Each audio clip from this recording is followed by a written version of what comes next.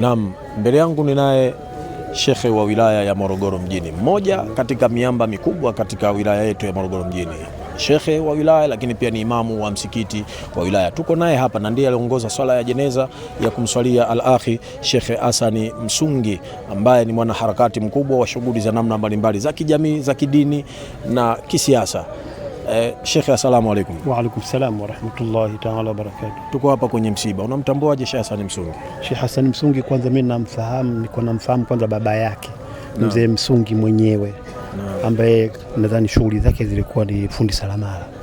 Kwa hiyo mimi naweza kumjua Mzee Msungi, hata huyu marehemu tunomzika leo bado hajazaliwa. Na nimepata historia yake ni kwamba Mzee Msungi mwenyewe ambaye kwamba baba yake huyu Hassan ni mzee ambaye kwamba alikuwa wa dini, alikuwa mtu wa harakati toka miaka hiyo. Mimi napata akili zangu nikimwona kwamba yuko katika harakati za dini.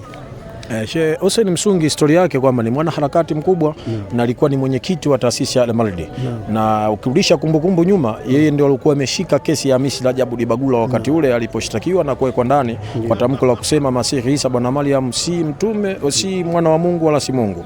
Tukio lile lilifanyika nyumbani kwake, na hata alipotoka jela kituo cha kwanza bwana Dibagula alifikia pale. Kwa harakati hizo wewe Hassan unamtambua katika nyanja gani? Kwa sababu alikuwa na nyanja nyingi. Kwa namna kwa maana hiyo ni kwamba Sheikh Hassan mimi namtambua kwamba ni miongoni mwa wanaharakati wakubwa katika mji wetu wa Morogoro, tuseme kwamba mkoa wetu wa Morogoro, kwa sababu harakati zake hazikuwa Morogoro mjini peke yake, lakini alikuwa anatoka mpaka vijijini kwa ajili ya kuendesha kalima ya la ilaha illa Allah Muhammadur Rasulullah. Hivi mimi ndo ninavyomtambua. Tunisini sisi vijana ambao mwenzetu imekuwa kigizo chema. Leo umeona watu wamekusanyika, mashehe wenzio wamekuwa wengi. Kwetu sisi vijana ambao sasa hivi tuna hamu na miamko ya katika maisha ya dunia, wewe unatusi nini?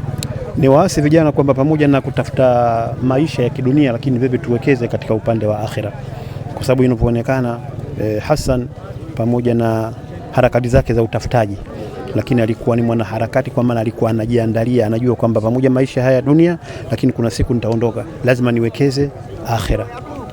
Ushahidi huo kuonyesha ni kwamba tu hata kifo chake kimemkuta akiwa katika harakati za utafutaji, au tuseme kwamba harakati za dini.